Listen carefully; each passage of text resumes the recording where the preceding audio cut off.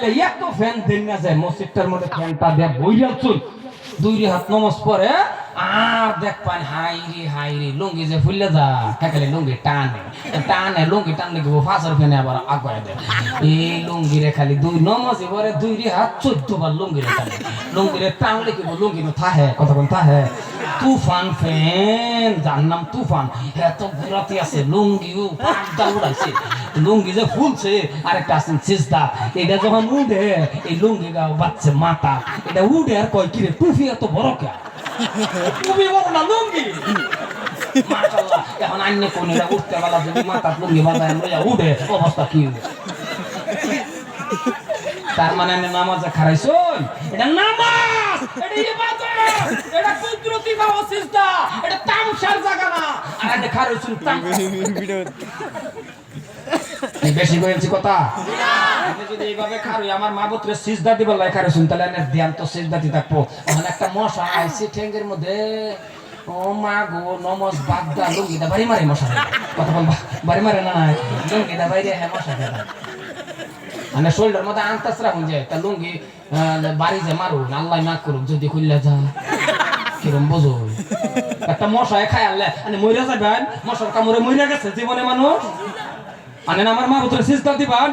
আমার আল্লাহর সিজদা দিবান জানুন না কিচ্ছুই নামাজের নিয়ম কানুন দি জানুন না জীবনে নামাজ পড়ছে না আত্মা মারা গেছে তাও ইমাম সাহেব ফাঁসে গাড়ছে বুঝছো ইমাম সাহেব ফাঁসে গাড়ছে কারোছে এরকম তো ফেস লাগে দেখবেন সময় কিন্তু নামাজের মধ্যে নামাজ পড়তে বলা মানুষের কোমরের তলে মাথা একবার লাগে না ফট করে লাগে জানা নাই পড়তে বলা ও যে মাথা লাগে জানা ইমাম সাহেব দুই জায়গায় কারোছে তো বেটার ফাঁসে মাথা লাগছে এ বেটার মাথা লাগছে একক কি ধাক্কা মারলো কোথাও ফাঁসে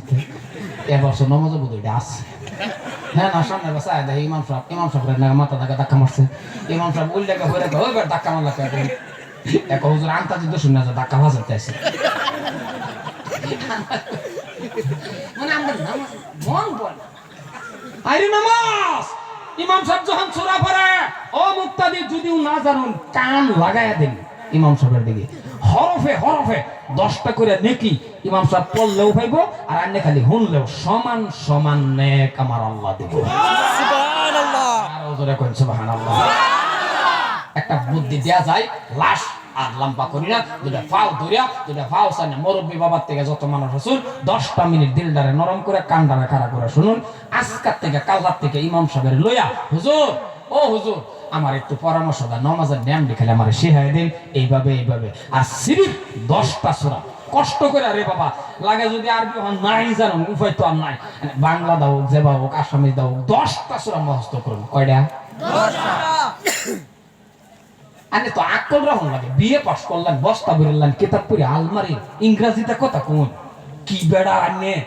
এমএ পাস ইংরেজিতে কথা কই কমপ্লিট গুড অফ লাইফ পাইছেন সব বাইন ফাড়াফাড়ি ইংরেজি মারে কথা কোন আসা না নাই কিন্তু এই মানুষটাই যখন সূরা ফাতিহা কই পারবে না ইয়ার মতন দুঃখ কাটতেন কইয়া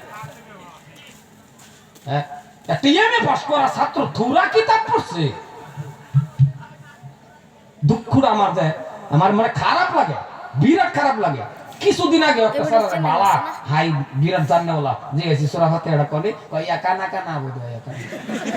কি আমরা একটা উড়ান কইছি কি আর ইয়া কানা আমার কই তো ডাবল কানাই আছে পরে রাগের ঠেলাম কইছি তোর বাপ কানা তুইও কানা আসুন সূরা ফাতিহার মধ্যে কই ইয়া কানা কই বেড়া বারবার নো বালা মতন শুদ্ধ করে সূরা ফাতিহা কে লিখে পারুম না আরে আমি আলছি আমি কাল্লা থেকে লাগুন চ্যালেঞ্জ আমি যদি হাই ফার্স্ট ডিভিশন পাস করে যদি ম্যাট্রিক পাস করা বাঁচি আমার আল্লাহর কালাম 10টা সূরা আজকের থেকে